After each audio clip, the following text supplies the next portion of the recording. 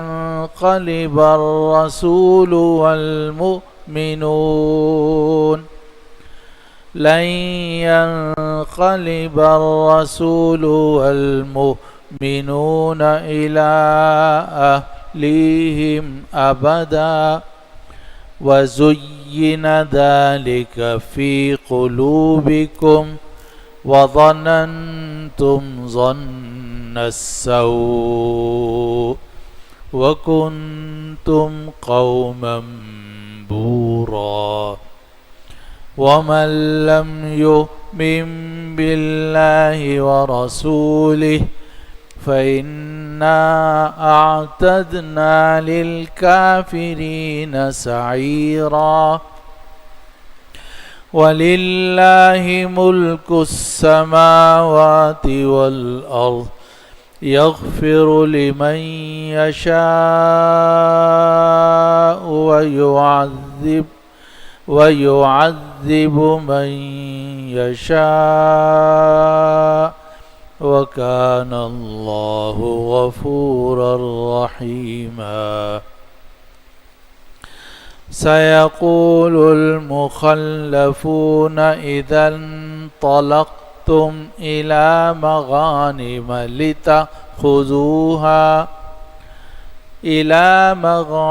لتأخذوها ذرونا نتبعكم يريدون أن يبدلوا كلام الله قل لن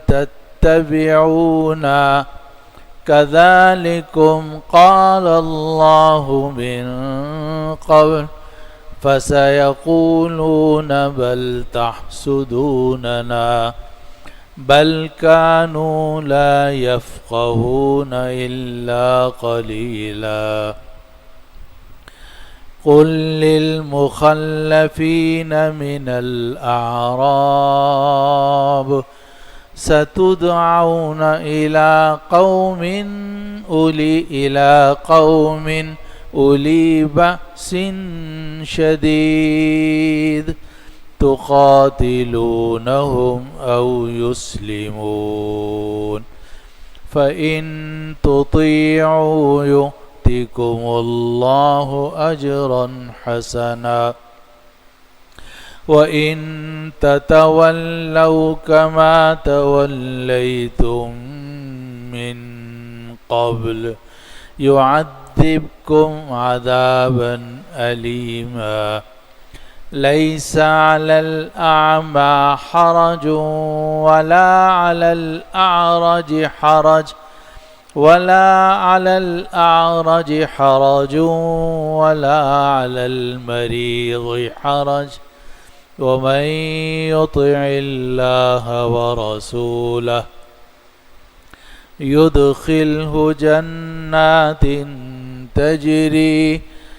تجري من تحتها الأنهار ومن يتول يعذبه عذابا أليما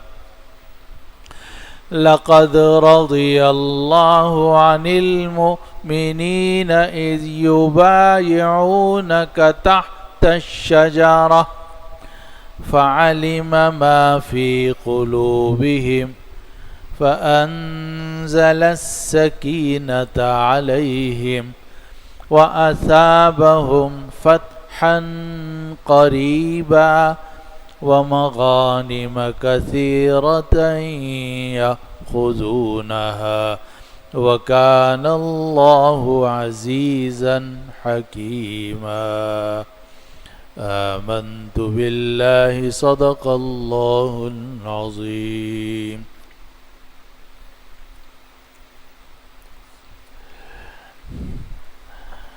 وہ دیہاتی جو پیچھے چھوڑ دیے گئے تھے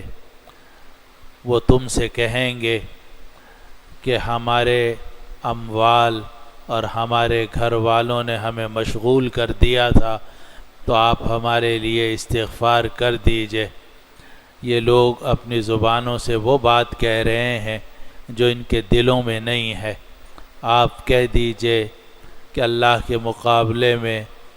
کون ہے جو کسی چیز کا مالک ہو تمہارے لیے؟ اگر اللہ تمہیں نقصان پہنچانے کے اندر مزین ہو گیا تھا اور تم ان کے بارے میں برے برے گمان کرتے تھے، اور تم ہی وہ لوگ ہو جو ہلاک ہو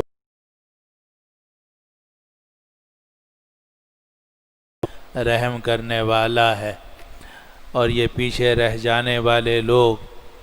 کہیں گے جب تم لوگ مال غنیمت لینے جاؤ گے تو کہیں گے کہ ہمیں چھوڑو، ہم بھی تمہارے ساتھ ساتھ جائیں گے۔ یہ لوگ اللہ کے کلام کو تبدیل کرنا چاہتے ہیں۔ آپ ان سے کہہ دیجئے کہ تم اس طریقے سے ہمارے ساتھ ہرگز نہیں جا سکتے، تمہارے بارے میں اللہ نے اس سے پہلے ہی یوں ہی کہہ دیا ہے۔ یہ لوگ کہیں گے کہ تم لوگ ہم سے جلتے ہو، بلکہ یہ لوگ بہت کم ہی سمجھ رکھتے ہیں۔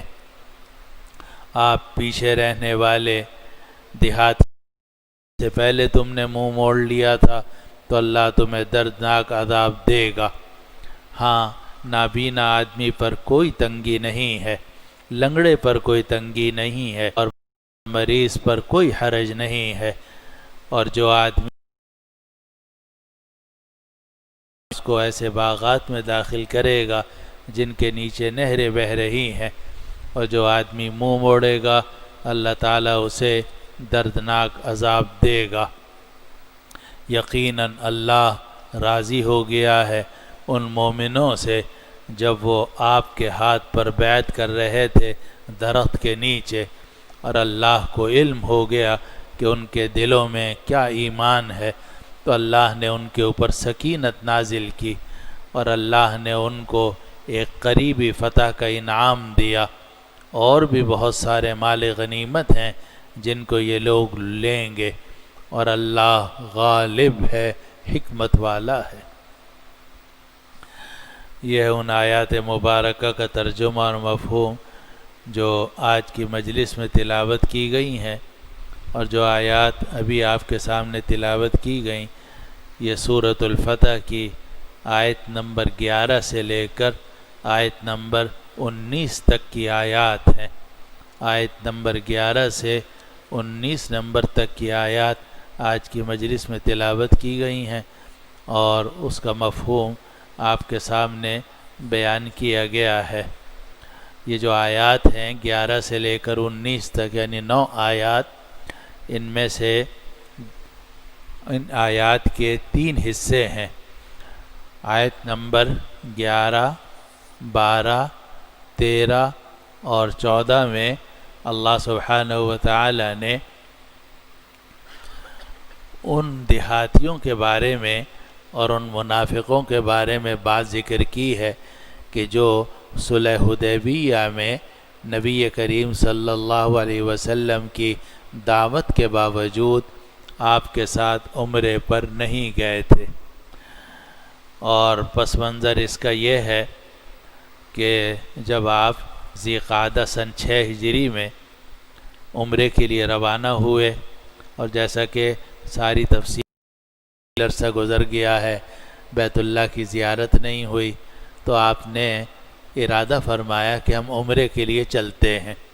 اور آپ نے اپنے ساتھ ہدی کے جانور لے لیے۔ اور ہدی کے جانور جب آدمی اپنے ساتھ لے لیتا ہے تو آدمی اس وقت تک حلال نہیں ہو سکتا جب تک کہ ہدی کے جانور حرم میں جا کر ذبح نہ کر دیے جائیں۔ تو ہدی کے جانور آپ نے اپنے ساتھ لیے تاکہ سب کو پتہ چل جائے کہ ہم لڑنے نہیں جا رہے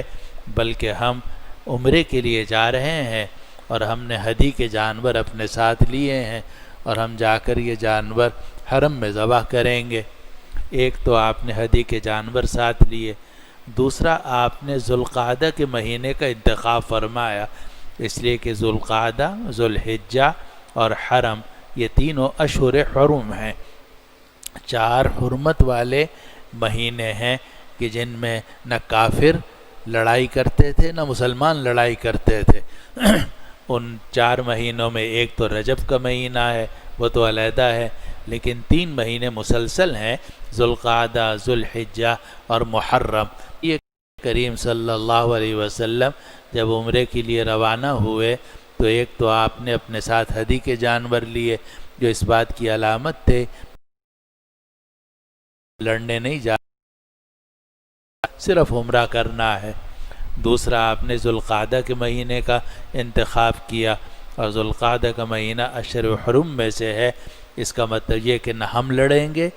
اور نہ سامنے جو مشرکین مکہ ہیں ان کو لڑنے کی اجازت ہوگی، کیونکہ یہ حرمت والا مہینہ ہے۔ اس میں نہ مشرکین لڑتے تھے نہ مسلمان لڑائی کی ابتدا کرتے تھے۔ تو نبی کریم صلی اللہ علیہ وسلم نے ذوالقعدہ کے مہینے میں عمرے کا احرام باندھا اور آپ روانہ ہوئے۔ تو پچھلے درس میں یہ بات گزر چکی ہے کہ جو منافق تھے مکہ مکرمہ میں رہنے والے، تو وہ آپ کے ساتھ عمرے کے لیے جانے پہ تیار نہیں ہوئے، اور وہ کہنے لگے کہ محمد جو ہیں جا رہے ہیں اور ان کو تو مکہ کے لوگ داخل بھی نہیں ہونے دیں گے، اور یہ تو مارے جائیں گے، اور وہ لوگ تو ان کے بڑے مخالف ہیں، ان کا تو زندہ بچ کے آنا ہی مشکل ہے۔ اسی طرح نبی کریم صلی اللہ علیہ وسلم نے قریب کے دیہات میں بھی اعلان کر دیا تھا کہ اگر کوئی ہمارے ساتھ عمرہ کرنا چاہے اور عمرے کے لیے ہمارے ساتھ سفر میں جانا چاہے تو وہ جا سکتا ہے، لیکن دیہاتیوں میں سے تھوڑے ہی لوگ تھے جو آپ کے ساتھ عمرے کے لیے روانہ ہوئے، اور وہ مومنین، صادقین، مخلصین تھے، اور باقی جو دیہاتی تھے ان کو بھی یہ خیال ہوا کہ محمد صلی اللہ علیہ وسلم جا رہے ہیں اور مکہ کے لوگ تو ان کو داخل نہیں ہونے دیں گے، اور لڑائی کی نوبت آئے گی تو یہ سب مارے جائیں گے، کیونکہ مسلمانوں کی تعداد 1300 سے 1400 کے درمیان تھی، اور مشرکین مکہ وہاں ہزاروں کی تعداد میں تھے، 3000 تو یقیناً تھے، 4000 تک ان کی تعداد تھی، تو گویا مقابلہ بہت اگر ہوتا تو ظاہری طور پر مشرکین مکہ کا پلہ بھاری تھا۔ اس لیے قریب کے دیہاتوں میں جب آپ نے اعلان کیا کہ جو ہمارے ساتھ عمرے پہ جانا چاہے ساتھ چلے، تو دیہاتی اکثر نہیں آئے، بہت کم ہی حضرات تھے جو مومنین، صادقین، مخلصین صحابہ میں تھے، وہ آپ کے ساتھ عمرے پہ کے لیے روانہ ہوئے۔ اب آپ تشریف لے گئے اور عمرہ تو ہوا، عمرہ تو انہوں نے کرنے نہیں دیا، لیکن میں نے آپ سے بتایا تھا کہ چونکہ نبی کریم صلی اللہ علیہ وسلم اور صحابہ رضوان اللہ علیہ اجمعین احرام باندھ کر ہدی کے جانور لے کر گئے تھے، تو حرم تو نہیں جا سکے، لیکن حرم کے کنارے پر آپ نے اپنے جانور نحر کر دیے اور آپ حلال ہو گئے، گویا عمرے کا ثواب آپ کو مل گیا۔ عمرہ ادا تو نہیں ہوا لیکن عمرے کا ثواب مل گیا، اور یہ اللہ تعالیٰ کا خاص فضل ہے کہ کوئی آدمی اپنے گھر سے بھی اگر نکلتا ہے کسی کام کے لیے اور راستے میں اس کے ساتھ کوئی واقعہ پیش آتا ہے، تو جس نیکی کے کام کے لیے نکلا ہے اس کا ثواب پورا پورا اس کو ملتا ہے۔ وَمَن يَخْرُجْ مِن بَيْتِهِ مُهَاجِرًا إِلَى اللَّهِ وَرَسُولِهِ ثُمَّ يُدْرِكْهُ الْمَوْتُ فَقَدْ وَقَعَ أَجْرُهُ عَلَى اللَّهِ۔ آدمی اپنے گھر سے نکلے گا اللہ رسول کی طرف ہجرت کرتے ہوئے، پھر راستے میں اس کو موت پکڑ لے گی تو اللہ پر اس کا ثواب پکا ہے۔ تو صحابہ رضوان اللہ علیہ اجمعین اور ان حضرات کا ثواب تو پکا ہو گیا، اور یہ ہدی کے جانور ذبح کر کے واپس آ رہے تھے، تو یہ صورت نازل ہوئی جو سورۃ الفتح ہے، اور جس کی 10 آیات ہم پہلے پڑھ چکے ہیں۔ اب یہ 11ویں آیت ہے، اس میں اللہ سبحانہ و تعالی نے نبی کریم صلی اللہ علیہ وسلم کو فرمایا کہ ابھی تو آپ واپس جا رہے ہیں، کیونکہ یہ صورت نازل ہوئی تھی جب آپ صلح حدیبیہ کر کے واپس روانہ ہوئے تھے، اسی وقت یہ پوری صورت نازل ہو گئی تھی۔ اس میں اللہ سبحانہ و تعالی نے یہ بات ارشاد فرمائی کہ اب جب آپ لوگ مدینہ جاؤ گے تو جو دیہاتی ہیں اور منافق ہیں وہ آپ کے پاس آئیں گے اور آ کر یہ کہیں گے کہ یا رسول اللہ ہم سے غلطی ہو گئی، ہم اپنے مال جائیداد میں مصروف ہو گئے، ہمارے گھر والوں نے ہمیں مشغول کر دیا، آپ ہمارے لیے استغفار کر دیجئے اور مغفرت کر لیجئے کہ ہم آپ کے ساتھ نہیں جا سکے۔ اور اللہ تعالیٰ فرماتے ہیں کہ اگر یہ استغفار دل سے کرتے تو اور واقعی کوئی عذر ہوتا تو اللہ تعالیٰ معاف کر دیتا ہے، لیکن یہ حقیقت میں دل سے استغفار نہیں کرنا چاہتے، بلکہ محض اپنی جان بچانے کے لیے رہے اور بعد میں اب آپ ہی سے منافع، دنیاوی منافع حاصل کرنے کے لیے آپ سے آ کر کہتے ہیں کہ آپ ہمارے لیے استغفار کر دیجئے، اللہ سے معافی مانگ دیجئے۔ تو اس آیت نمبر 11 میں فرمایا گیا اعوذ باللہ من الشیطان الرجیم سیقول لک المخلفون من الاعراب، کہ جو دیہاتی پیچھے چھوڑ دیے گئے تھے وہ آپ سے کہیں گے، گویا آپ کو پہلے ہی بتا دیا گیا کہ اب آپ جا رہے ہیں، واپسی کا سفر ہے، جب آپ مدینہ پہنچیں گے تو مخلفون من الاعراب، وہ جو دیہاتی ہیں جو پیچھے رہ گئے تھے، وہ آ کر آپ سے یہ کہیں گے، کیا کہیں گے؟ شغلتنا اموالنا واہلونا فاستغفر لنا، کہ ہمارے گھر والوں نے اور ہمارے اموال و جائیداد نے ہمیں غافل کر دیا تھا، مشغول کر دیا تھا، فاستغفر لنا، تو یا رسول اللہ آپ ہمارے لیے اللہ سے مغفرت طلب کر لیجئے۔ قرآن کہتا ہے یقولون بألسنتہم ما لیس فی قلوبہم، یہ لوگ اپنی زبانوں سے وہ بات کہہ رہے ہیں جو ان کے دلوں میں نہیں ہے۔ اشارہ کر دیا کہ اگر دل سے یہ شرمندہ ہوتے، دل سے توبہ کرتے، دل سے معافی مانگتے تو اللہ تعالیٰ معاف کر دیتا۔ سورۃ النساء میں ہے نا، اعوذ باللہ من الشیطان الرجیم وَلَوْ أَنَّهُمْ إِذ ظَّلَمُوا أَنفُسَهُمْ جَاءُوكَ فَاسْتَغْفَرُوا اللَّهَ وَاسْتَغْفَرَ لَهُمُ الرَّسُولُ لَوَجَدُوا اللَّهَ تَوَّابًا رَحِيمًا، اگر یہ لوگ اپنی جان پر ظلم کریں پھر آپ کے پاس آئیں، دل سے اللہ سے معافی مانگیں، رسول بھی ان کے لیے استغفار کرے، لَوَجَدُوا اللَّهَ تَوَّابًا رَحِيمًا، تو یہ اللہ کو بہت توبہ قبول کرنے والا اور بڑا رحم دل پائیں گے، مہربان پائیں گے۔ تو اللہ تعالیٰ کے سامنے اگر سچی توبہ استغفار کی جائے تو لَوَجَدُوا اللَّهَ تَوَّابًا رَحِيمًا، تو اللہ تعالیٰ تو بہت توبہ قبول کرنے والا، رحم کرنے والا ہے۔ لیکن اللہ تعالیٰ یہاں سورۃ الفتح میں یہ فرماتے ہیں کہ یہ جب منافق آپ کے پاس آئیں گے اور یہ دیہاتی آپ کے پاس آئیں گے اور آ کر کہیں گے فاستغفر لنا، کہ آپ ہمارے لیے استغفار کر دیجئے، تو اللہ تعالیٰ فرماتے ہیں یقولون بألسنتہم ما لیس فی قلوبہم، یہ اپنی زبان سے وہ بات کہہ رہے ہیں جو ان کے دلوں میں نہیں ہے، استغفار دل سے نہیں کر رہے، یہ استغفار صرف زبان سے کر رہے ہیں۔ وہ فارسی کا ایک شعر ہے نا،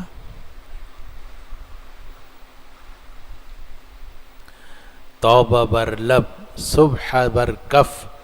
دل پر از ذوق گناہ، توبہ را خندمی آید بر استغفار ما۔ فارسی کا شعر ہے اور اس کا مطلب یہ ہے کہ زبان سے تو توبہ توبہ توبہ توبہ توبہ توبہ، ہاتھ میں تسبیح توبہ توبہ توبہ توبہ توبہ توبہ، اور دل جو ہے وہ گناہ سے پر ہے، آنکھیں بھی گناہوں کو دیکھ رہی ہیں، مزہ لے رہی ہیں، اور دل میں اور زبان سے تسبیح بھی چاٹ چاٹ ٹک ٹک ٹک ٹک ٹک ٹک تسبیح بھی چل رہی ہے، تو یہ ٹک ٹک ٹک ٹک کا کیا فائدہ؟ یہ صرف زبان سے اور ہاتھ سے کر رہا ہے، دل میں تو ہے نہیں اس کے۔ یہی بات اللہ سبحانہ و تعالی نے یہاں سورۃ الفتح میں ارشاد فرمائی کہ یقولون بألسنتہم ما لیس فی قلوبہم، کہ یہ جو آ کر کہہ رہے ہیں کہ ہمارے لیے استغفار کر دیجئے، یہ اپنی زبان سے وہ بات کہہ رہے ہیں جو ان کے دلوں میں نہیں ہے۔ اور ایک اور نکتہ بھی آپ سمجھ لیں، وہ یہ ہے کہ اس قرآن مجید کی آیت میں فرمایا گیا سَيَقُولُ لَكَ الْمُخَلَّفُونَ مِنَ الْأَعْرَابِ، کہ وہ دیہاتی جن کو پیچھے چھوڑ دیا گیا وہ آپ سے یہ کہیں گے. حالانکہ دیہاتیوں کو پیچھے نہیں چھوڑا گیا تھا، نہ رسول اللہ صلی اللہ علیہ وسلم نے ان کو پیچھے چھوڑا، نہ صحابہ نے ان کو پیچھے چھوڑا، وہ خود رہے تھے. تو اگر دیکھا جائے عربی لغت کے اعتبار سے تو یہ مخلف نہیں تھے بلکہ متخلف تھے. متخلف کہتے ہیں اس آدمی کو جو خود پیچھے رہ جائے، اور مخلف کہتے ہیں اس آدمی کو جس کو پیچھے چھوڑ دیا جائے. عجیب، اللہ تعالیٰ نے یہاں جملہ لفظ ارشاد فرمایا کہ یہ جو مخلف من الاعراب ہیں، یعنی یہ دیہاتی جنہیں پیچھے چھوڑ دیا گیا ہے، وہ واپس پہنچنے کے بعد آپ سے یہ کہیں گے کہ یا رسول اللہ ہمارے لیے استغفار کر دیجیے. حالانکہ وہ مخلف نہیں تھے، وہ متخلف تھے. لیکن بڑا لطیف اشارہ ہے کہ یہ جب لوگ آپ کے ساتھ نہیں گئے تو یہ من جانب اللہ ہی ہوا ہے، اس لیے کہ اللہ تعالیٰ چاہتا تھا کہ صلح حدیبیہ میں اور بیعت الرضوان میں صرف وہ صحابہ شریک ہوں جو مومنین، صادقین، مخلصین ہیں، جن کا ایمان بڑا پکا ہے. اور انہی کو اللہ نے یہ بشارت دینی تھی کہ لقد رضی اللہ علی المومنین، اللہ ان سب سے راضی ہو گیا ہے. بیعت الرضوان ہونی تھی، اور بیعت الرضوان کا مطلب ایسی بیعت کہ اللہ ان سے راضی یا اللہ سے راضی. اب ظاہر ہے کہ وہ تو وہی لوگ ہو سکتے ہیں جو اعلیٰ درجے کے مسلمان ہوں. تو جو بھی کم درجے کے لوگ تھے جن کے دلوں کے اندر نفاق موجود تھا تو وہ خود نہیں گئے، حقیقت میں اللہ نے ان کو پیچھے کر دیا. حقیقت میں اللہ تعالیٰ نے ان کو پیچھے کر دیا.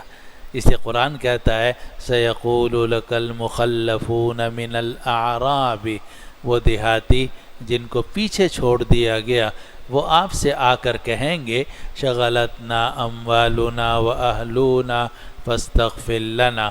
کہ ہمارے اموال نے اور ہمارے گھر والوں نے ہمیں مشغول کر دیا تھا، فاستغفر لنا، آپ ہمارے لیے استغفار کر دیجئے. اللہ تعالیٰ فرماتے ہیں یقولون بِأَلْسِنَتِهِمْ مَا لَيْسَ فِي قُلُوبِهِمْ، یہ اپنی زبان سے وہ بات کہتے ہیں جو ان کے دلوں میں نہیں ہے. آگے اللہ سبحانہ و تعالی یہ فرما رہے ہیں کہ یہ ان کا کہنا یہ ہمارے گھر والوں نے اور ہماری جائیداد، مال و جائیداد، دکان مکان نے ہمیں غافل کر دیا تھا، یعنی ان کی حفاظت کی وجہ سے ہم یہاں رہ گئے تھے. حالانکہ جب اللہ تعالیٰ کا حکم ہوا اور نبی کریم صلی اللہ علیہ وسلم نے ان دیہاتیوں کو دعوت دی، اپنے ساتھ عمرہ بھی میں تھی کہ یہ نبی کے ساتھ جاتے، اور اللہ تعالیٰ یہ بات فرما رہے ہیں کہ اگر تم گھر میں رہتے اور اللہ تمہارے ساتھ کوئی نقصان پہنچانے کا ارادہ کرتا، کون تمہیں بچا سکتا تھا؟ اور اگر تم نبی کے ساتھ جاتے اور اللہ تمہیں اور تمہارے گھر والوں کو کوئی فائدہ پہنچانا چاہتا تو فائدہ پہنچانے سے کون روک سکتا تھا؟ نفع اور نقصان تو کس کے قبضے میں ہے؟ اللہ سبحانہ و تعالیٰ کے قبضے میں. یہ سمجھنا کہ اگر ہم رسول اللہ صلی اللہ علیہ وسلم کے ساتھ جاتے تو ہمارے گھر والوں یا مال و جائیداد کا نقصان ہو جاتا، یہ تمہاری حماقت ہے. نقصان اور نفع تو اللہ تعالیٰ کے قبضے میں ہے. فرمایا قُلْ فَمَنْ يَمْلِكُ لَكُمْ مِنَ اللَّهِ شَيْئًا، اے نبی آپ کہہ دیجئے کون ہے جو اللہ کے مقابلے میں تمہیں کوئی چیز، کسی بھی چیز کا مالک ہو، جو تمہارے لیے اللہ کے مقابلے میں کسی چیز کا مالک ہو. ان اراد بکم ضرا او اراد بکم نفعا، اگر اللہ تمہیں نقصان پہنچانا چاہے یا اللہ تمہیں نفع پہنچانا چاہے. اگر اللہ تمہیں نقصان پہنچانا چاہے تو تم گھر میں بھی رہو تب بھی نقصان پہنچے گا، اور اگر اللہ تمہیں اور تمہارے گھر والوں کو نفع پہنچانا چاہے تو نفع ضرور پہنچے گا، چاہے تم نبی کریم صلی اللہ علیہ وسلم کے ساتھ عمرے بھی کیوں نہ گئے ہوئے ہو. نفع اور نقصان تو اللہ کے قبضے میں ہے. اللہ کے مقابلے میں کون تمہاری مدد کر سکتا ہے؟ کون ہے جو تمہاری مدد کرے گا اللہ کے مقابلے میں کسی چیز کی؟ اگر اللہ تمہارے ساتھ نقصان کا ارادہ کرے یا اللہ تمہارے ساتھ نفع کا ارادہ کرے.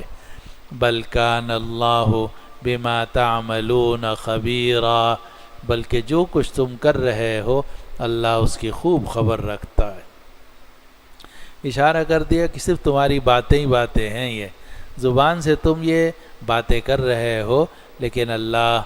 جو کچھ تم کر رہے ہو اللہ اس کی خوب خبر رکھنے والا ہے۔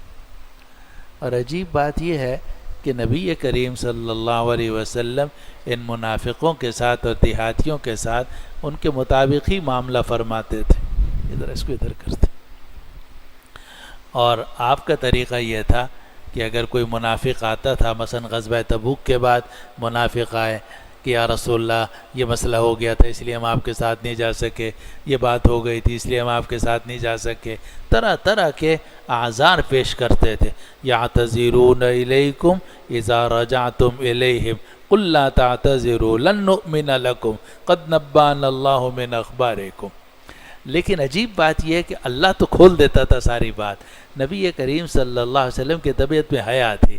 اور آپ ہمیشہ شفقت کا معاملہ فرماتے تھے۔ تو چنانچہ جب منافق آتے تھے اور آ کر کہتے تھے ہمارے لیے استغفار کر دیجئے، آپ ان کے لیے استغفار کر دیتے تھے،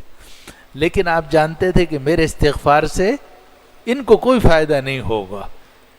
قرآن نے بھی کہا استغفر لہم او لا تستغفر لہم ان تستغفر لہم 70 مرۃ فلن یغفر اللہ لہم۔ اے نبی اگر آپ ان کے لیے استغفار کریں یا نہ کریں ان کے لیے برابر ہے، آپ کو تو استغفار کا ثواب مل جائے گا، لیکن ان منافقوں کے لیے آپ کا استغفار کرنا نہ کرنا برابر ہے۔ اگر آپ ان کے لیے 70 مرتبہ بھی استغفار کریں گے فلن یغفر اللہ لہم، اللہ ہرگز ان کی مغفرت نہیں کرے گا۔ عجیب بات ہے، نبی کریم صلی اللہ علیہ وسلم بڑے نرم دل تھے، اور آپ ان منافقوں کے نفاق کا مقابلہ سختی سے نہیں کرتے تھے۔ کبھی آپ ان منافقوں سے یہ نہیں کہتے تھے تو منافق ہے، کبھی یہ نہیں کہتے تھے تیرے اندر یہ ہے، کبھی نہیں آپ کہتے تھے۔ وہ آتے تھے کہ حضرت یہ ہو گیا، حضرت یہ ہو گیا، یعتذرون الیکم اذا رجعتم، آ کے کہتے، آپ ان کا عذر قبول فرما لیتے تھے۔ حدیث کعب ابن مالک ہے بخاری میں، کعب ابن مالک فرماتے ہیں کہ جو منافق آتا تھا آ کر عذر بیان کرتا تھا آپ اس کے عذر کو قبول فرما لیتے تھے۔ وہ کہتا تھا میرے لیے استغفار کر دیجئے، آپ اس کے لیے استغفار بھی کر دیتے تھے۔ لیکن 3 مومنین صادقین مخلصین تھے کہ جنہوں نے آ کر کوئی معذرت نہیں کی، کعب ابن مالک، مرارہ ابن ربیع، ہلال ابن امیہ، مکہ، مرارہ ابن ربیع، کعب ابن مالک، ہلال ابن امیہ، انہوں نے آ کے کہا یا رسول اللہ ہم کوئی الٹی سیدھی معذرت نہیں کریں گے، ہم سے غلطی ہوئی، ہم سے غلطی ہوئی۔ آپ نے فرمایا ہاں تم تینوں نے سچ کہا ہے، اس لیے اب تمہارا معاملہ اللہ کے سپرد ہے۔ تو یہ منافق جو تھے یہ آتے تھے آ کے حضور سے کہتے تھے کہ آپ ہمارے لیے استغفار کر دیجئے، آپ استغفار کر دیتے تھے۔ قرآن کہتا ہے آپ ان کے لیے استغفار کریں یا نہ کریں ان کو کوئی فائدہ نہیں، آپ کو تو فائدہ ہوگا استغفار کا لیکن ان کو کوئی فائدہ نہیں ہوگا۔ لن یغفر اللہ لہم، اللہ ہرگز ان کی مغفرت نہیں کرے گا۔ یہاں بھی اللہ تعالیٰ نے فرمایا کہ قل فمن یملک لکم من اللہ شیئا، کہ آپ کہہ دیجئے کہ اللہ کے مقابلے میں تمہارے لیے کون کسی چیز کا مالک ہو سکتا ہے؟ ان اراد بکم ضرا او اراد بکم نفعا، اگر اللہ تمہیں نقصان پہنچانا چاہے یا تمہیں نفع پہنچانا چاہے۔ بل کان اللہ بما تعملون خبیرا، بلکہ جو کچھ تم کر رہے ہو اللہ اس کی خوب خبر رکھتا ہے۔ آگے آیت نمبر 12 میں اللہ سبحانہ و تعالی نے یہ بات ارشاد فرمائی کہ یہ منافق جو تھے یہ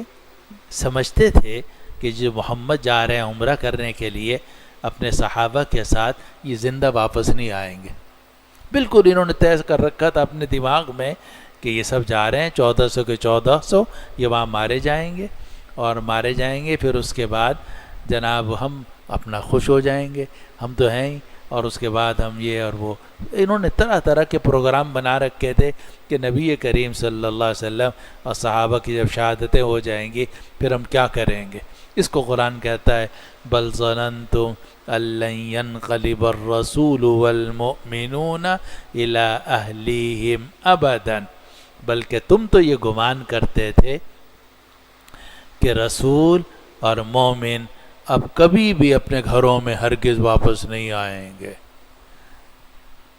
تم تو یہ گمان کرتے تھے کہ رسول اور مومنین اب کبھی بھی اپنے گھروں کی طرف واپس نہیں آئیں گے۔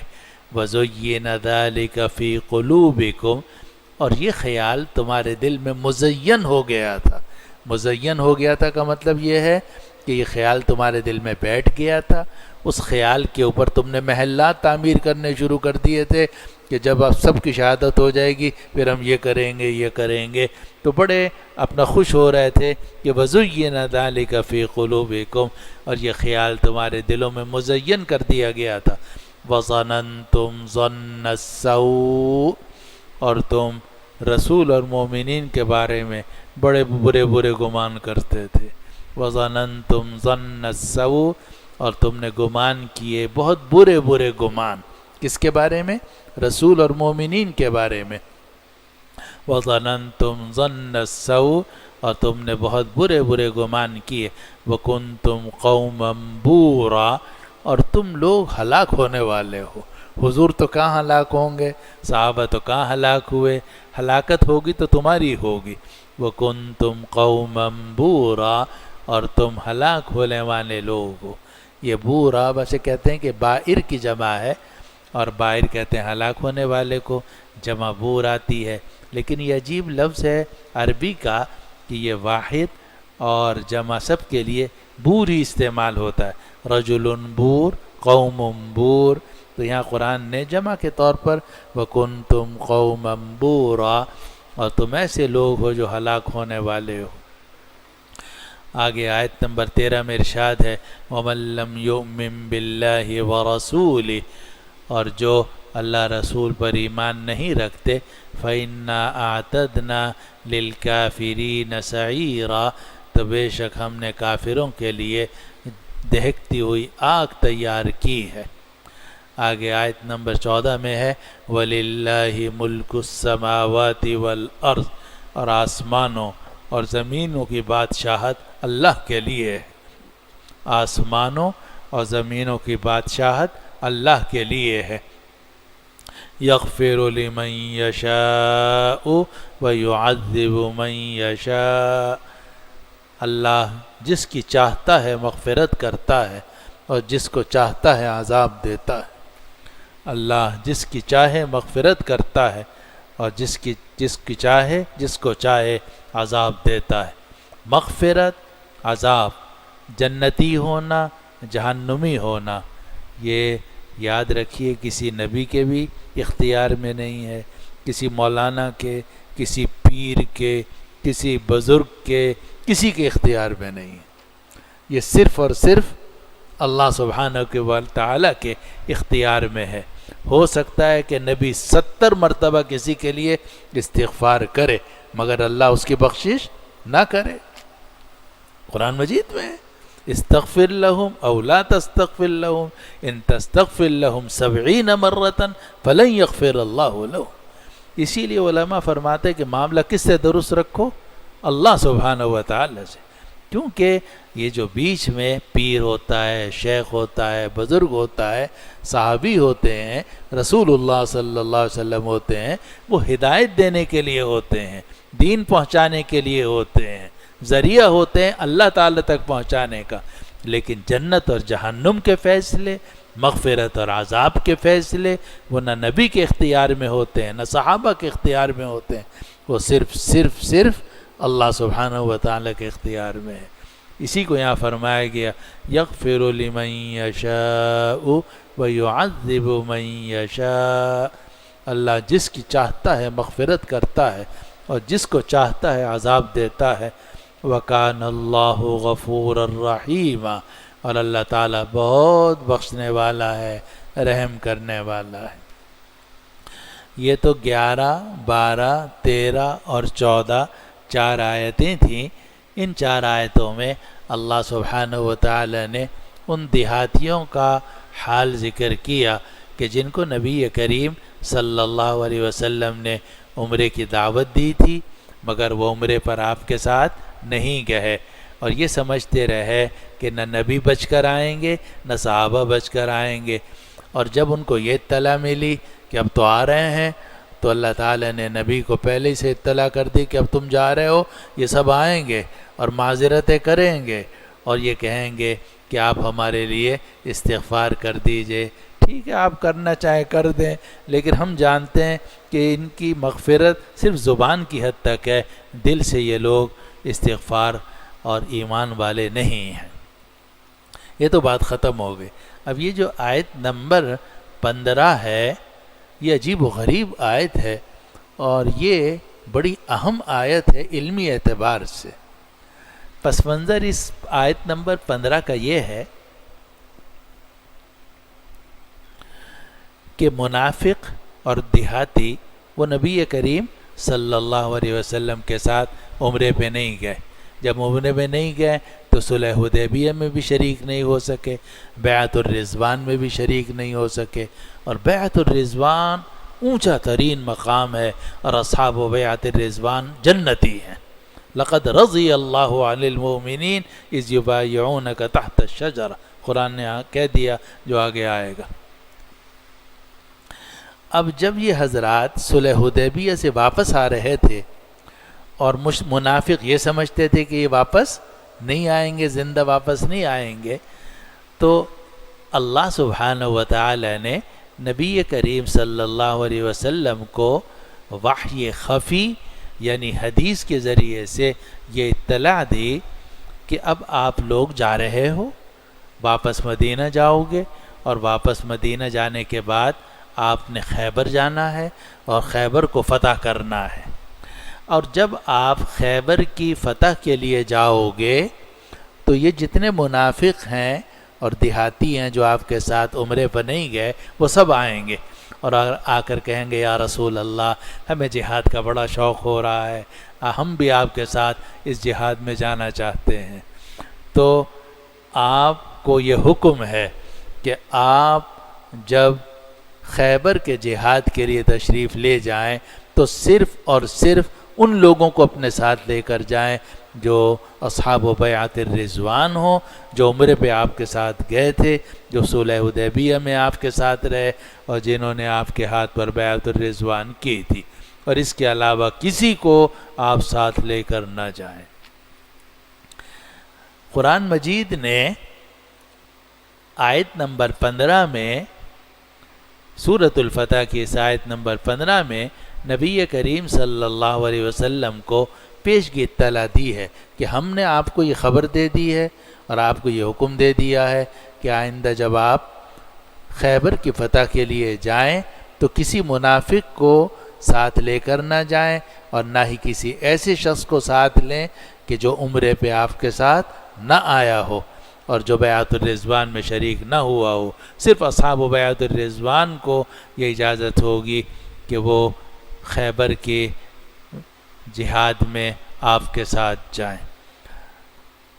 قرآن کہتا ہے سَيَقُولُ الْمُخَلَّفُونَ إِذَا انطَلَقْتُمْ،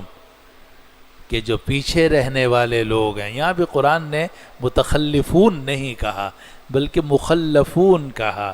بڑا لطیف اشارہ کر دیا کہ رہے تو یہ خود تھے لیکن حقیقت میں اللہ نے ان کو پیچھے رکھا تھا تاکہ یہ بیعت الرضوان میں شریک نہ ہوں، کیونکہ ان کے اندر ایمان اعلیٰ درجے کا نہیں ہے، یا تو منافق ہیں یا نفاق ان کے دل کے اندر ہے، اس لیے اللہ نے جان بوجھ کے ان کو پیچھے رکھا ہے۔ سَيَقُولُ الْمُخَلَّفُونَ إِذَا انطَلَقْتُمْ إِلَى مَغَانِمَ لِتَأْخُذُوهَا ذَرُونَا نَتَّبِعْكُمْ، یہ پیچھے رہ جانے والے لوگ کہیں گے جب تم مال غنیمت کی طرف جاؤ گے لینے کے، ان مال غنیمت کو لینے کے لیے، ذرونا ہمیں چھوڑ دو، نتبعکم ہم بھی تمہارے ساتھ ساتھ جائیں گے۔ یریدون ان یبدلوا کلام اللہ، یہ لوگ چاہتے ہیں کہ اللہ کے کلام کو تبدیل کر دیں۔ قل لن تتبعونا، اے نبی آپ ان سے کہہ دیجئے تم ہرگز ہمارے ساتھ نہیں جا سکتے۔ کذالکم قال اللہ من قبل، تمہارے بارے میں اسی طرح اللہ اس سے پہلے کہہ چکا ہے۔ فَسَيَقُولُونَ بَلْ تَحْسُدُونَنَا، اور یہ منافق کہیں گے تم لوگوں سے کہ تم لوگ ہمارے سے جلتے ہو۔ بَلْ كَانُوا لَا يَفْقَهُونَ إِلَّا قَلِيلًا، یہ لوگ سمجھ نہیں رکھتے مگر بہت کم، ان کو صرف دنیا کی اور پیسے کی سمجھ ہے، ان کو نہ قبر کی سمجھ ہے نہ آخرت کی سمجھ ہے۔ بَلْ كَانُوا لَا يَفْقَهُونَ إِلَّا قَلِيلًا، بلکہ یہ لوگ بہت کم ہی سمجھ رکھتے ہیں۔ اب ہوا یہ کہ ذی القعدہ میں صلح حدیبیہ ہوئی، ذو القعدہ کے آخر میں آپ صلح حدیبیہ سے فارغ ہو کر مدینہ منورہ آ گئے، ذو الحجہ آپ نے وہاں گزارا۔ جب محرم شروع ہوا تو آپ نے اعلان فرمایا کہ بھئی اب ہم خیبر پر حملہ کرنے جا رہے ہیں، اور خیبر پر حملہ کرنے میں ہمارے ساتھ صرف وہ لوگ جائیں گے، وہ مجاہد جائیں گے، وہ صحابہ جائیں گے جو صلح حدیبیہ میں عمرے میں ہمارے ساتھ گئے تھے، اور جنہوں نے بیعت الرضوان کی تھی، بیعت علی الجہاد والموت کی تھی، بس صرف وہ ہمارے ساتھ جائیں گے۔ اب منافق جو تھے وہ یہ چاہتے تھے کہ ہم بھی ساتھ جائیں، اور وجہ اس کی یہ تھی کہ جب نبی کریم صلی اللہ علیہ وسلم مکہ کی طرف گئے تو مکہ والوں کی تعداد بہت زیادہ تھی اور صحابہ 1300-1400 تھے، تو منافق سمجھتے تھے کہ سب مارے جائیں گے۔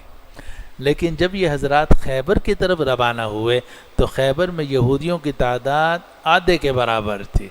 اور مسلمانوں کی تعداد 1400 تھی، تو وہاں کامیابی تقریباً یقینی تھی۔ اس کے علاوہ خیبر کے اندر مال بہت تھا، کیونکہ جتنے یہودی ہیں یہ بڑے مالدار تھے، ان کی جائیدادیں بہت تھیں، کھجوروں کے باغات تھے، اور نبی کریم صلی اللہ علیہ وسلم ان کو سزا دینا چاہتے تھے اصل میں غزوہ خندق کی اور غزوہ احزاب کی، اس لیے کہ غزوہ احزاب میں سب سے زیادہ مرکزی کردار ادا کیا تھا یہودیوں نے۔ خیبر کا یہودی تھا کنانہ ابن ابی الحقیق، سلام ابن ابی الحقیق، یہ دو بھائی تھے اور یہ یہودیوں کے بڑے سردار تھے۔ جب احد کا واقعہ ہو گیا اور کچھ عرصہ گزر گیا تو سلام ابن ابی الحقیق اور کنانہ ابن ابی الحقیق یہ دونوں بھائی گئے مکہ مکرمہ، اور جا کر انہوں نے کہا کہ تم سب جو ہے نا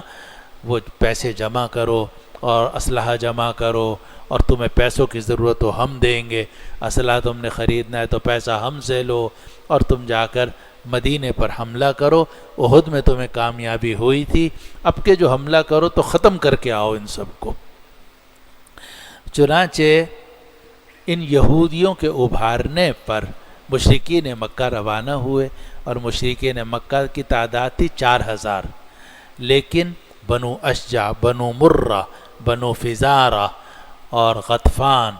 اور یہ سارے قبائل جو ہے ان کو بھی یہودیوں نے آمادہ کیا پیسے دے کر، بلکہ ان سے یہ ڈیل کی اور یہ معاہدہ کیا کہ تم جا کر مدینے پہ حملہ کرو، اگر تم کامیاب ہو گئے تو ہم 10 سال تک خیبر کی جو پیداوار ہے اس کا آدھا حصہ ہم تمہیں دیتے رہیں گے۔ چنانچہ غزوہ خندق، غزوہ احزاب جب ہوا تو یہ سارے قبائل جمع ہو گئے، اور ان کو جمع کرنے والے کون تھے؟ یہودی تھے، کنانہ ابی الحقیق، سلام ابن ابی الحقیق، دوسرے اور یہودیوں کو ہمیشہ سے کام یہ ہے کہ یہ خود سامنے نہیں آتے، کبھی مشرکین مکہ کو سامنے کر دیتے ہیں، کبھی عیسائیوں کو سامنے کر دیتے ہیں، کبھی امریکہ کو سامنے کر دیتے ہیں، پیچھے یہودی ہوتے ہیں۔ تو یہودیوں نے غزوہ احزاب کیا، اور غزوہ احزاب میں سارے لشکر مل کر مسلمانوں پر حملہ آور ہوئے، جن میں مشرکین مکہ کی تعداد صرف 4000 تھی، اور باقی جو قبائل تھے وہ 6000 تھے، 4 اور 6 10,000 کا لشکر مسلمانوں پر حملہ آور ہوا، اور مدینے میں مسلمانوں کی تعداد 3000 تھی۔ جب 10,000 کا لشکر حملہ آور ہوا، نبی کریم صلی اللہ علیہ وسلم نے صحابہ سے مشورہ کیا کہ کیا کرنا چاہیے۔ سلمان فارسی نے عرض کیا کہ یا رسول اللہ ایک خندق کھودیے، چنانچہ خندق کھودی گئی جو 3.5 میل لمبی تھی، 10 گز چوڑی تھی، 10 گز گہری تھی، اور اس کی مٹی مدینے کی طرف ڈالی گئی تاکہ وہ مورچے کی شکل میں بنے، اور بیچ میں خندق حائل ہو گئی، اور مشرکین مکہ جو ہیں وہ 20 دن محاصرہ کرنے کے باوجود کامیاب نہیں ہو سکے اور واپس چلے گئے۔ نبی کریم صلی اللہ علیہ وسلم بڑے ذہین تھے، آپ نے بڑی ذہانت کے ساتھ اور بڑی پلاننگ کے ساتھ جا کر حدیبیہ میں مشرکین مکہ سے صلح کر لی، اور مشرکین مکہ سے صلح کی 10 سال کے لیے، اور صلح بھی بڑے دبکے کی۔ ساری شرائط کس کی مانی گئیں؟ مشرکین مکہ کی مانی گئیں، لیکن اور صحابہ بڑے ناراض تھے کہ کیسی صلح ہو رہی ہے، لیکن نبی کریم صلی اللہ علیہ وسلم جانتے تھے کہ اس کے بعد مجھے کیا کرنا ہے، چنانچہ آپ نے بڑی حکمت کے ساتھ اور بڑے ہی تفقع کے ساتھ مشرکین مکہ کی جو صلح شرائط تھی وہ بھی مان لی، ان سے صلح کر لی۔ اس کا نتیجہ یہ ہوا کہ مشرکین مکہ کی طرف سے آپ کو اطمینان ہو گیا۔ چنانچہ جب آپ صلح حدیبیہ کے بعد واپس آئے، 1 مہینہ آپ مدینہ میں رہے، اور پھر محرم سن 7 ہجری میں آپ نکلے خیبر کی طرف۔ تو مشرکین مکہ خیبر کے یہودیوں کی مدد کو نہیں پہنچ سکے، اسی لیے نہیں پہنچ سکے کہ نبی کریم صلی اللہ علیہ وسلم کا ان سے معاہدہ ہو چکا تھا، اور یہ طے ہو چکا تھا کہ 10 سال تک ہم آپس میں نہیں لڑیں گے، نہ تم ہمارے خلاف کسی کی مدد کرو گے نہ ہم تمہارے خلاف کسی کی مدد کریں گے۔ تو آپ نے مشرکین مکہ سے صلح کر لی، اور ان مشرکین مکہ اور تمام احزاب کو جو مدینے پر حملہ کرانے والے یہودی تھے ان کی خبر آپ نے لی۔ چنانچہ آپ صحابہ کو لے کر روانہ ہوئے محرم سن 7 ہجری میں خیبر کی طرف۔ جب خیبر کی طرف روانہ ہوئے تو خیبر میں یہودیوں کی تعداد کم تھی، مسلمانوں کی تعداد زیادہ تھی، اور مسلمان بھی منافق بھی سمجھتے تھے کہ یہ مہم آسان ہے اور یہاں فتح تقریباً یقینی ہے۔ تب منافق کہنے لگے حضرت ہمیں بھی جہاد کا شوق ہو رہا ہے، ہم بھی آپ کے ساتھ جائیں گے۔ قرآن نے پہلے سے نبی کریم صلی اللہ علیہ وسلم کو اطلاع دے دی اور فرمایا سیقول المخلفون اذا انطلقتم الى مغانم لتأخذوها، یہ جو پیچھے رہنے والے لوگ ہیں یہ آپ سے کہیں گے، کب کہیں گے؟ اذا انطلقتم الى مغانم لتأخذوها، جب تم لوگ مال غنیمت لینے کے لیے جاؤ گے خیبر کی طرف۔ ذرونا نتبعکم، یہ آ کر کہیں گے ہمیں چھوڑیے ہم بھی آپ کے ساتھ جائیں گے۔ یریدون ان یبدلوا کلام اللہ، یہ لوگ چاہتے ہیں کہ کلام اللہ کو تبدیل کر دیں، یہ لوگ چاہتے ہیں کہ کلام اللہ کو تبدیل کر دیں۔ قل لن تتبعونا، اے نبی آپ کہہ دیجئے تم ہرگز ہمارے پیچھے نہیں جا سکتے، ہمارے ساتھ نہیں جا سکتے۔ کذالکم قال اللہ من قبل، اللہ اس سے پہلے یہ بات کہہ چکا ہے۔ کیا کہہ چکا ہے؟ کہ خیبر کی طرف صرف وہ مجاہد جائیں گے کہ جو صلح حدیبیہ میں نبی کریم صلی اللہ علیہ وسلم کے ساتھ تھے اور جنہوں نے آپ کے ہاتھ پر بیعت الرضوان کی تھی۔ اب یہ عجیب بات ہے کہ قرآن کہہ رہا ہے کلام اللہ، قرآن کہہ رہا ہے قال اللہ، یریدون ان یبدلوا کلام اللہ، یہ لوگ چاہتے ہیں کہ کلام اللہ کو تبدیل کریں۔ کذالکم قال اللہ من قبل، اللہ تو پہلے کہہ چکا ہے کہ مال غنیمت لینے کے لیے یعنی خیبر کی طرف جہاد کے لیے صرف وہ لوگ جائیں گے جنہوں نے بیعت الرضوان کی۔ اب سوال یہ ہے کہ یہ جو قال اللہ تھا یا کلام اللہ تھا یہ کہاں ہے؟ قرآن کہتا ہے یریدون ان یبدلوا کلام اللہ، یہ لوگ چاہتے ہیں کہ کلام اللہ کو تبدیل کرتے ہیں۔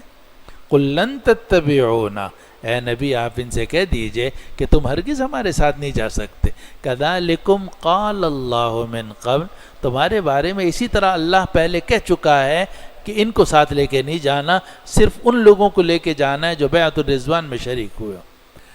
اب اللہ تعالیٰ جو ہیں یہ کہہ رہے ہیں کہ کلام اللہ آیا تھا، ایک قال اللہ آیا تھا، وہ کلام اللہ قال اللہ کہاں ہے؟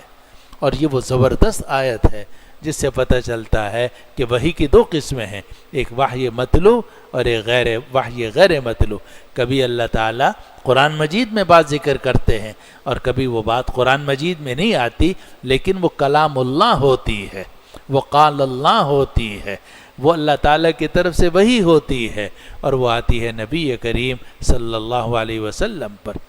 جس طرح قرآن اللہ کا کلام ہے، قرآن قال اللہ ہے، اسی طرح نبی کریم صلی اللہ علیہ وسلم اگر یہ بات ارشاد فرمائیں گے کہ نمازیں 5 ہیں اور فجر کی 2 رکعتیں، ظہر کی 4، عصر کی 4، مغرب کی 3، عشاء کی 4، یہ بھی قال اللہ ہے، یہ بھی کلام اللہ ہے۔ ہاں اتنی بات ہے کہ کبھی وحی مطلوب ہوتی ہے قرآن کی شکل میں، کبھی وحی غیر مطلوب ہوتی ہے حدیث کی شکل میں۔ اور یہ جو آیت ہے سورۃ الفتح کی آیت نمبر 15، یہ صریح دلیل ہے اس بات کی کہ جس طرح قرآن کلام اللہ ہے، اسی طریقے سے جو حدیث ہے یعنی وحی خفی وہ بھی کلام اللہ ہے۔ اور جس طرح یہ قرآن قال اللہ ہے، اسی طرح اگر اللہ نے اپنے نبی کو چپکے سے کوئی بات بتائی ہو وہ بھی قال اللہ ہے، وہ بھی کلام اللہ ہے۔ تو اللہ تعالیٰ نے اپنے نبی صلی اللہ علیہ وسلم کو یہ بات کہہ دی تھی کہ جب تم خیبر جاؤ گے تو تمہارے ساتھ صرف وہ لوگ جائیں گے جو بیعت الرضوان میں شریک ہوئے، اور کوئی نہیں جائے گا۔ لیکن یہ حکم قرآن مجید میں نہیں آیا تھا، بلکہ یہ حکم حدیث میں آیا تھا، یعنی وحی خفی سے آیا تھا۔ نبی کریم صلی اللہ علیہ وسلم پر وحی کی گئی تھی، وہ وحی قرآن کی نہیں تھی، حدیث کی وحی تھی، لیکن اللہ تعالیٰ نے اس وحی کو کہا کہ وہ کلام اللہ ہے۔ اور یہ جو منافق ہیں یہ کلام اللہ کو تبدیل کرنا چاہتے ہیں، ان کو کلام اللہ کے تبدیل کرنے کی کوئی اجازت نہیں۔ اب ترجمہ لے لیجئے۔ سَيَقُولُ الْمُخَلَّفُونَ إِذَا انطَلَقْتُمْ إِلَى مَغَانِمَ، پیچھے رہ جانے والے لوگ کہیں گے جب تم مال غنیمت لینے جاؤ گے، لِتَأْخُذُوهَا، مال غنیمت لینے کے لیے، ذَرُونَا نَتَّبِعْكُمْ، کہ اے مسلمانوں ہمیں چھوڑو ہم بھی تمہارے ساتھ جائیں گے۔ یریدون ان یبدلوا کلام اللہ، یہ لوگ کلام اللہ کو تبدیل کرنا چاہتے ہیں۔ قل لن تتبعونا، اے نبی آپ ان لوگوں سے کہہ دیجئے تم ہرگز ہمارے ساتھ نہیں جا سکتے۔ کذالکم قال اللہ من قبل، تمہارے بارے میں اسی طرح اللہ اس سے پہلے کہہ چکا ہے۔ تو وہ جو کلام اللہ آیا تھا اور جو اللہ کہہ چکا ہے وہ وحی خفی کے ذریعے سے کہہ چکا تھا، اور وحی خفی بھی اسی طرح حجت ہے جس طرح وحی جلی حجت ہے۔ وہ بھی کلام اللہ، یہ بھی کلام اللہ، وہ بھی قال اللہ، یہ بھی قال اللہ۔ یریدون ان یبدلوا کلام اللہ، یہ کلام اللہ کو تبدیل کرنا چاہتے ہیں۔ قل لن تتبعونا، اے نبی آپ ان سے کہہ دیجئے کہ تم ہمارے ساتھ نہیں جا سکتے۔ کذالکم قال اللہ من قبل، اللہ تعالیٰ اس سے پہلے یہ بات کہہ چکا ہے۔ فسیقولون بل تحسدوننا، اب یہ لوگ کہیں گے اے مسلمانوں تم ہم سے جلتے ہو۔ فسیقولون بل تحسدوننا، تو یہ لوگ کہیں گے بلکہ تم ہم سے جلتے ہو۔ قرآن کہتا ہے جلتے نہیں ہیں، بل کانوا لا یفقہون الا قلیلا، بلکہ بات یہ ہے کہ یہ منافق نہیں سمجھتے مگر بہت کم۔ یہ جو دیہاتی ہیں اور یہ جو منافق ہیں یہ چاہتے ہیں کہ میٹھا میٹھا ہپ ہپ، پھیکا پھیکا تھو تھو۔ جب جناب مصیبت کا وقت تھا، پریشانی کا وقت تھا، خوف اور دہشت کا وقت تھا، اس میں تو انہوں نے مسلمانوں کو چھوڑ دیا اور عمرہ کرنے بھی نہیں گئے حضور کے ساتھ، حالانکہ حضور نے ان کو دعوت دی تھی کہ چلو ہمارے ساتھ، لیکن نہیں گئے۔ اور جب میٹھا کھانے کا وقت آیا اور مال غنیمت لینے کا وقت آیا، اب کہتے ہیں حضرت ہم بھی آپ کے ساتھ جائیں گے۔ اللہ تعالیٰ فرماتے ہیں آپ ان سے کہہ دیے نہیں جا سکتے۔ کذالکم قال اللہ من قبل، اللہ تعالیٰ اس سے پہلے یہ بات کہہ چکا ہے۔ فسیقولون بل تحسدوننا، یہ کہیں گے جی تم لوگ ہم سے حسد کرتے ہو۔ بل کانوا لا یفقہون الا قلیلا، یہ لوگ سمجھ نہیں رکھتے مگر بہت کم۔ اشارہ کر دیا کہ ان کو سمجھ ہے مگر صرف دنیا کی سمجھ ہے، پیسے کی سمجھ ہے، مال غنیمت کی سمجھ ہے، لیکن نہ قبر کی سمجھ ہے، نہ آخرت کی سمجھ ہے، نہ آگے کے معاملات ان کے سمجھ میں آتے۔ اگلی آیت نمبر 16 میں فرمایا گیا کہ اے دیہاتیو اور اے منافقو، تمہیں جہاد کا بہت شوق ہو رہا ہے اب تمہیں جہاد کا بہت شوق ہے کہ جی ہم بھی جائیں گے اور خیبر میں جا کر یہودیوں سے جہاد کریں گے. تو یہاں تو خیبر میں تو تمہیں جانے کی اجازت نہیں ہے، لیکن آگے بڑے بڑے جہاد ہونے والے ہیں، اس میں زبردست قسم کا قتال ہونے والا ہے، اس میں تم جانا. تو قرآن کہتا ہے قُل لِّلْمُخَلَّفِينَ مِنَ الْأَعْرَابِ، اے نبی یہ جو پیچھے رہ جانے والے دیہاتی ہیں آپ ان سے کہہ دیجئے سَتُدْعَوْنَ إِلَىٰ قَوْمٍ أُولِي بَأْسٍ شَدِيدٍ، تمہیں بلایا جائے گا ایسے لوگوں کی طرف جو سخت طاقت والے ہوں گے، تُقَاتِلُونَهُمْ أَوْ يُسْلِمُونَ، اور تم ان سے قتال کرو گے یا وہ لوگ مسلمان ہو جائیں گے. فَإِن تُطِيعُوا يُؤْتِكُمُ اللَّهُ أَجْرًا حَسَنًا، اس وقت میں اگر تم اللہ کی اطاعت کرو تو اللہ تمہیں بہترین اجر عطا فرمائے گا. وَإِن تَتَوَلَّوْا كَمَا تَوَلَّيْتُم مِّن قَبْلُ، اور اگر اس وقت میں تم جہاد سے منہ موڑ لو جیسے اس سے پہلے موڑ چکے ہو، يُعَذِّبْكُمْ عَذَابًا أَلِيمًا، تو اللہ تعالیٰ تمہیں دردناک عذاب دے گا. گویا مخلفین من الاعراب کو کہا گیا کہ ابھی تو تمہیں اجازت نہیں ہے، فی الحال تم خیبر نہیں جا سکتے، تمہیں خیبر میں کی طرف مسلمانوں کے ساتھ جانے کی اجازت نہیں ہے، لیکن اگر تمہیں جہاد کا شوق ہے تو آگے جہاد ہونے والے ہیں، اور ایسی قوم سے جہاد ہوگا جو بہت ہی مضبوط ہوگی، زبردست قسم کا قتال ہوگا، اور وہ ایسا قتال ہوگا اور کہ اس میں بڑی جانیں دینی پڑیں گی. اس وقت میں اگر تم مسلمانوں کا ساتھ دو تو اللہ تمہیں بہترین ثواب عطا کرے گا، اور اگر اس وقت میں بھی تم پیچھے بیٹھ جاؤ جیسے اب بھی پیچھے بیٹھ گئے تھے تو اللہ تمہیں دردناک عذاب دے گا. اب یہ جو قرآن نے کہا کہ سَتُدْعَوْنَ إِلَىٰ قَوْمٍ أُولِي بَأْسٍ شَدِيدٍ، تمہیں بلایا جائے گا ایسی قوم کی طرف جو بڑے لڑنے والے ہوں گے، سخت لڑائی کرنے والے ہوں گے. ان سے کون مراد ہے؟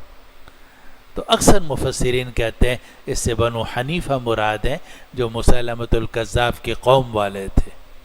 اور حضرت ابوبکر صدیق رضی اللہ عنہ کے زمانے میں مسلمانوں کو دعوت دی گئی کہ وہ چلیں اور آگے چل کر مسیلمۃ الکذاب کے فتنے کو ختم کریں اور مسیلمۃ الکذاب کی قوم سے مقابلہ کریں. اور مسیلمۃ الکذاب کی جو قوم تھی اس کا نام تھا بنو حنیفہ، اور یہ جو بنو حنیفہ کے لوگ تھے اور مسیلمۃ الکذاب کے ارد گرد کے جو لوگ تھے بلا شبہ زبردست لڑنے والے لوگ تھے. چنانچہ صحابہ فرماتے ہیں کہ سب سے زیادہ شہادتیں یا تو ہوئی ہیں احد کے اندر، یا ہوئی ہیں بیر معونہ کے قصے میں، یا ہوئی ہیں یوم الیمامہ جبکہ مسیلمۃ الکذاب سے لڑائی ہوئی، اس وقت میں بڑی شہادتیں ہوئی ہیں. لیکن اللہ تعالیٰ نے فتح مبین عطا فرمائی مسلمانوں کو. مسیلمۃ الکذاب مارا گیا، وحشی نے اسی نیزے سے اسے قتل کیا جس نیزے سے اس نے حضرت حمزہ رضی اللہ عنہ کو شہید کیا تھا. اب انہوں نے اپنے پاس سنبھال کے رکھا ہوا تھا، اور حضرت وحشی رضی اللہ عنہ نے پھر جا کر مسیلمۃ الکذاب کو اس نیزے سے قتل کیا، اور ایک انصاری صحابی نے مسیلمۃ الکذاب کے سر پر مارا اور وہ قتل ہوا. لیکن بنو حنیفہ سے جو مقابلہ ہوا بڑا سخت ہوا، اور اسی آیت میں چونکہ بنو حنیفہ سے مقابلے کی ایک اشارہ دیا گیا ہے، اسی سے علماء نے استدلال کیا کہ ابوبکر صدیق رضی اللہ عنہ کی جو خلافت تھی وہ 100% خلافت برحق تھی، اس لیے کہ اللہ تعالیٰ فرما رہے ہیں سَتُدْعَوْنَ إِلَىٰ قَوْمٍ أُولِي بَأْسٍ شَدِيدٍ، تمہیں دعوت دی جائے گی ایسے لوگوں کی طرف جو زبردست لڑنے والے ہوں گے. اور نبی کریم صلی اللہ علیہ وسلم کی حیات طیبہ میں اس کے بعد کوئی اور سخت لڑائی نہیں ہوئی، ایسی لڑائی کہ جس میں آپ نے سب کو دعوت دی ہو کہ چلو. اور وہ لڑائی صرف جو ہوئی ہے وہ ہوئی ہے بنو حنیفہ مسیلمۃ الکذاب سے. ایک وجہ تو یہ ہے. دوسری وجہ یہ ہے کہ اس میں آیت میں فرمایا جا رہا ہے تقاتلونہم او یسلمون، کہ یا تو ان سے قتال ہوگا، ان کو قتل کیا جائے گا، یا وہ مسلمان ہوں گے۔ اور یہ حکم صرف بنو حنیفہ کے لیے تھا، صرف مسیلمۃ الکذاب ان کے قوم کے لیے ہے کہ ان کے سامنے جزیہ دینے کی کوئی صورت نہیں تھی، یا تو قتال تھا یا اسلام تھا۔ ورنہ آپ جانتے ہیں کہ اس کے علاوہ جن کافروں سے بھی کبھی مقابلہ ہوتا تھا ان کے سامنے 3 صورتیں رکھی جاتی تھی کہ بھئی یا تو مسلمان ہو جاؤ نمبر 1، یا اگر مسلمان نہیں ہوتے تو جزیہ دے دو، تو بھی ہم حتی یعطوا الجزیۃ عن ید وہم صاغرون، تو بھی ہم تمہیں چھوڑ دیں گے، اور ورنہ پھر قتال کے لیے تیار ہو جاؤ۔ لیکن قرآن مجید نے یہاں صرف 2 صورتیں ذکر کی، اور یہ 2 صورتیں صرف مسیلمۃ الکذاب کے اندر پیش آئی ہیں کہ ان سے جزیہ لینے کا کوئی سوال نہیں تھا، وہاں ایک ہی حکم تھا، یا تو مسلمان ہو جاؤ ورنہ ہم تم سے قتال کریں گے۔ تو قرآن نے کہا کہ ستدعون الی قوم اولی بأس شدید، تمہیں بلایا جائے گا ایسے لوگوں کی طرف جو سخت لڑنے والے ہوں گے، تقاتلونہم او یسلمون،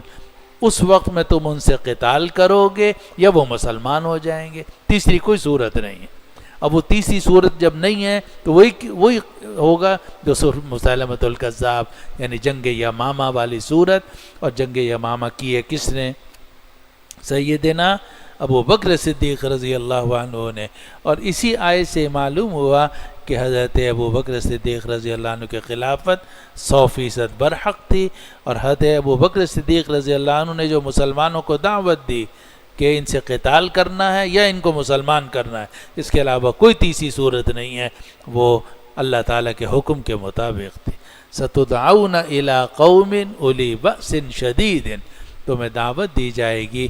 ایسے لوگوں کی طرف لڑنے کی جو سخت لڑائی والے ہوں گے، تقاتلونہم او یسلمون، تم ان سے قتال کرو گے، تم ان سے قتال کرو گے یا وہ مسلمان ہو جائیں گے۔ فَإِن تُطِيعُوا يُؤْتِكُمُ اللَّهُ أَجْرًا حَسَنًا، اس وقت میں جب تمہیں دعوت دی جائے گی ایسے سخت لڑنے والے لوگوں سے جہاد کی، اب اگر اس وقت میں تم اللہ کی اطاعت کرو گے، یؤتکم اللہ اجرا حسنا، تو اللہ تمہیں حسین اجر عطا کرے گا، بہترین اجر عطا کرے گا۔ وَإِن تَتَوَلَّوْا كَمَا تَوَلَّيْتُم مِّن قَبْلُ، اور اگر تم نے منہ موڑ لیا جیسے اس سے پہلے تم منہ موڑ چکے ہو، يُعَذِّبْكُمْ عَذَابًا أَلِيمًا، تو اللہ تعالیٰ تمہیں دردناک عذاب دے گا۔ آیت نمبر 17 جو اس وقت شاید بس اب یہ آخری آیت ہے جو جس پہ آج ہم ختم کر دیں گے۔ آیت نمبر 17 میں فرمایا گیا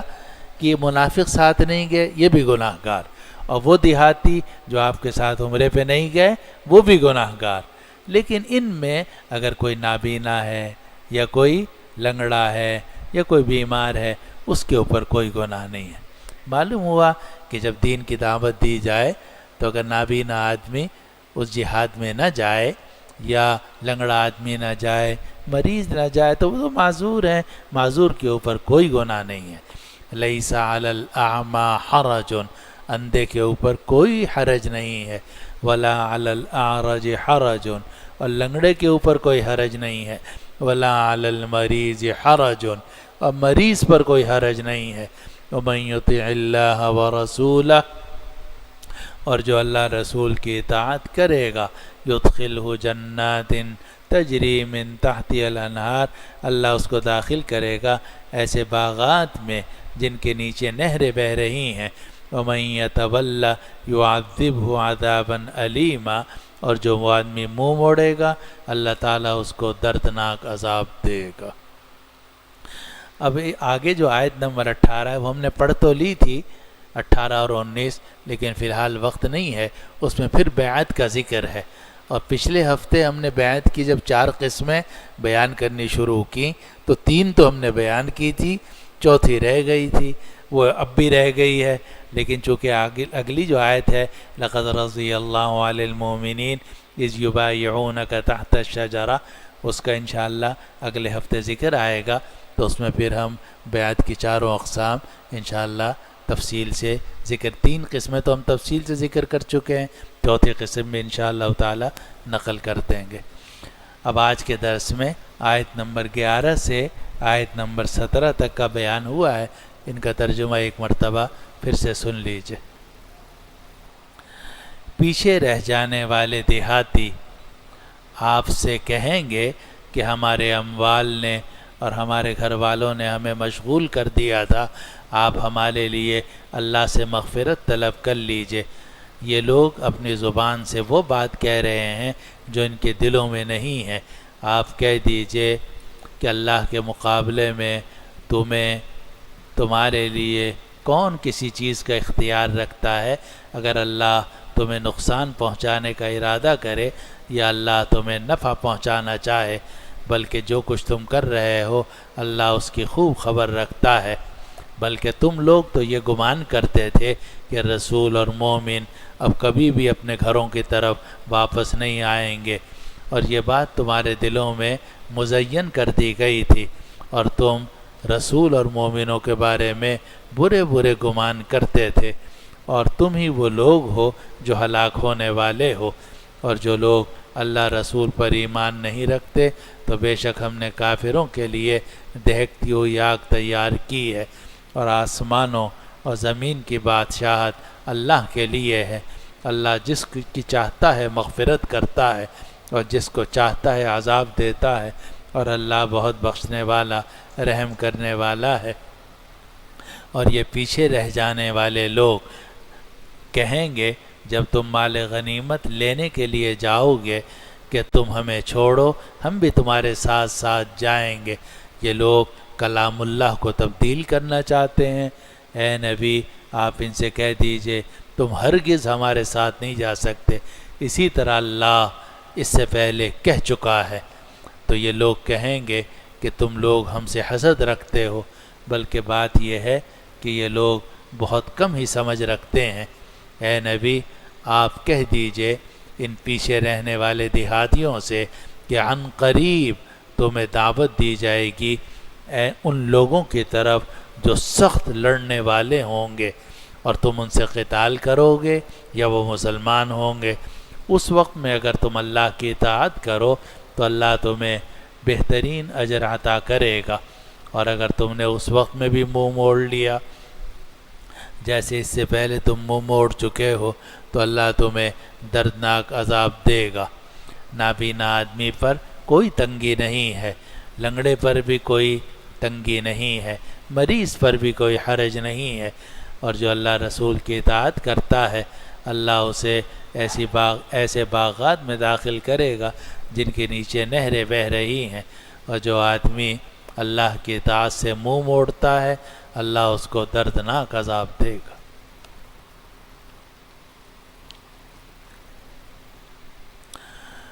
دعا کر لیجئے۔ الحمدللہ رب العالمین والعاقبۃ للمتقین والصلاة والسلام علی سیدنا وشفیعنا ومولانا محمد وعلی آلہ واصحابہ اجمعین۔ یا اللہ یا ارحم الراحمین، ہمارے اس بیٹھنے کو اپنی بارگاہ میں قبول فرما لیجئے، ہمیں قرآن مجید کی تلاوت کی توفیق عطا فرما، قرآن مجید میں غور و فکر کی توفیق عطا فرما، قرآن مجید پر عمل کرنے کی توفیق عطا فرما، قرآن مجید تھامنے والا ہمیں بنا دیجئے۔ یا اللہ ہماری مغفرت فرما، نیکی کی توفیق عطا فرما، عشرہ ذی الحجہ کی برکات ہمیں عطا فرما، عشرہ ذی الحجہ اور یوم عرفہ اور یوم النحر اور ایام تشریق کی خیر و برکات یا اللہ اپنے فضل و کرم سے ہمیں نصیب فرما۔ ایک پرچہ آیا ہے، اقبال صاحب کی والدہ سخت بیمار ہیں، انہوں نے ان کے لیے بھی صحت کی اور دعا کی درخواست کی ہے، اقبال صاحب کی والدہ کے لیے، اور مولانا ولی راضی صاحب کی صاحبزادی بیمار ہیں، اور مولانا ولی محمد ترابی صاحب کی والدہ بیمار ہیں۔ یا اللہ ان سب بیماروں کو اپنے فضل و کرم سے شفا عطا فرما۔ یا اللہ انہیں اور تمام بیماروں کو، تمام مریضوں کو صحت کاملہ عاجلہ نصیب فرما، بیماری دور فرما، صحت عطا فرما، عافیت عطا فرما۔ یا اللہ جو مقروض ہیں انہیں قرضے سے نجات عطا فرما، جو بے اولاد ہیں اپنے فضل و کرم سے انہیں اولاد صالح نرینہ عطا فرما، جو بے گھر ہیں انہیں ذاتی گھر عطا فرما۔ یا اللہ ہم سب کی پریشانیاں دور فرما، ہم سب کے دلوں میں جو جائز حاجتیں ہیں اپنے فضل و کرم سے پوری فرما۔ سبحان ربک رب العزت عما یصفون وسلام علی المرسلین وصلی اللہ وسلم وبارک علی حبیبنا وسیدنا وشفیعنا ومولانا محمد وعلی آلہ واصحابہ اجمعین برحمتک یا ارحم الراحمین۔